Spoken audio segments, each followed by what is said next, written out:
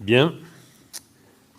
Je voudrais tout d'abord vous remercier, vous saluer, vous tous et vous toutes. D'abord, saluer Monsieur le Ministre, Mesdames et Messieurs les conseillers régionaux, Mesdames les présidentes et Messieurs les présidents, Mesdames les directrices et Mesdames et Messieurs les directeurs d'organismes, d'associations, du milieu forestier, de toutes les filières professionnelles de l'arc atlantique, les organismes d'État, Mesdames, Messieurs, chers amis.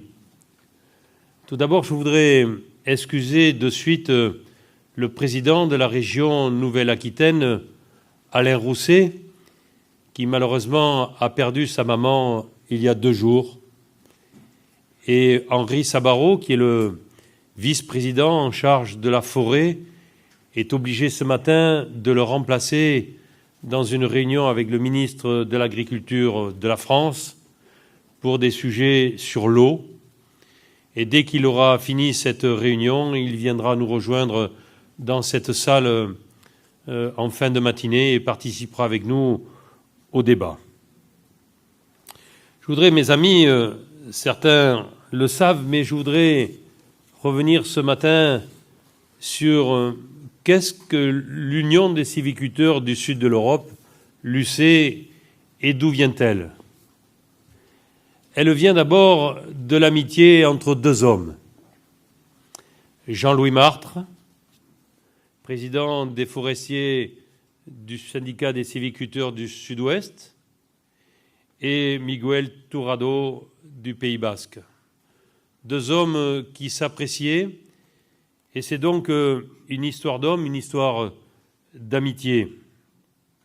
Et je ne peux pas m'empêcher de vous lire quelques extraits, mais pas très longs, mais qui sont essentiels de ce qu'écrivaient Jean-Louis Martre et Miguel Turrado en 1989, lorsqu'ils créent l'UC. L'existence d'un espace commun européen en a été la cause déterminante, la création de l'UC, afin de permettre au point un mécanisme de coopération interrégionale transfrontalier. Toute aussi pressante était la prise en compte des traits spécifiques aux forêts du sud de l'Europe. Leur extrême variété en fait une réserve unique en Europe de biodiversité. Leur fragilité, ensuite, souligne d'un trait de feu le risque incendie qui les menace toutes, car elles ont reçu en partage le dangereux cadeau du soleil. Enfin, culturellement, leurs régimes juridiques subissent l'empreinte de la tradition romaine et leurs propriétaires partagent valeurs et modes de vie. Cette prise de conscience n'est pas encore générale et finalement, l'aménagement de l'espace européen ne fait pas l'objet d'une véritable prise en compte par les États-nations. Il suffit d'évoquer les lois françaises pour se persuader qu'elles n'ont nul souci du développement des législations des autres pays. Pourtant, dans un domaine identique, la forêt. Bien que la libre circulation des personnes et des biens soit un des piliers de l'œuvre communautaire, les systèmes de normes et les organisations administratives accélèrent le repliement sur leur territoire d'origine. De ce fait, l'UC constitue une structure plus moderne que les organisations étatiques. Son fonctionnement souple, en réseau, lui permet d'agir et de réagir rapidement. Voilà ce que disait Jean-Louis Martre lors de la présentation de l'UC en compagnie de Miguel Turrado en 1989. Et aujourd'hui, nous avons, et je voudrais les remercier d'être ici nombreux à représenter leur région, à la fois la Galice, le SCADI, bien sûr la Nouvelle-Aquitaine, le Nord Portugal, le Pays Basque, bien sûr, et la Navarre. Alors j'en ai peut-être oublié, je ne crois pas, mais la liste doit être celle-ci.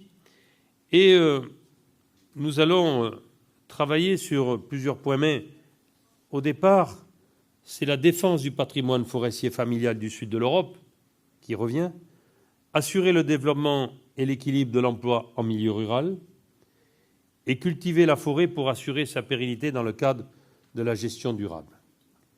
Je voudrais vraiment vous remercier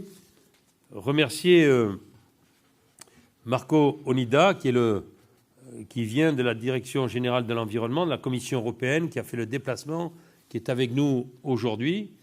Et je voudrais vraiment le remercier de sa venue. Vous remercier, vous aussi, toutes et toutes, de vos délégations. Et puis, je voudrais remercier aussi le CEPF, parce que nous travaillons avec eux et avec elles. Et c'est la Confédération des propriétaires forestiers européens. Je sais qu'elles ont eu, elles aussi, des difficultés, non pas pour venir, mais pour repartir. C'est la France, avec les grèves. Mais merci d'être là, tous et toutes. Et donc, aujourd'hui, nous devons, comme le faisaient Miguel Tourado et Jean-Louis Martre, être eux, c'était une amitié, mais je pense que nous sommes et nous devons être une famille de forestiers, malgré nos différences, unis face aux difficultés. Et les défis aujourd'hui, nous allons les voir, puisque le thème, c'est les forêts d'Europe du Sud face aux changements climatiques et aux défis du marché. Et il y aura donc plusieurs tables rondes et plusieurs défis existent aujourd'hui. Et je voudrais, pour conclure, vous en donner 4. En ce qui me concerne, je crois que nous devons réfléchir tous ensemble sur la réconciliation du public, des concitoyens, entre l'arbre et le bois. En effet, on ne fait plus la relation entre la matière, le bois, que beaucoup veulent. Des maisons avec du bois, des meubles avec du bois, mais il ne faut plus couper les arbres. Ça, c'est le premier défi. Le deuxième, c'est expliquer que derrière chaque arbre, il y a un propriétaire privé ou public, mais il y a bien un propriétaire. Et la forêt n'est pas un bien commun. La forêt n'est pas un bien commun.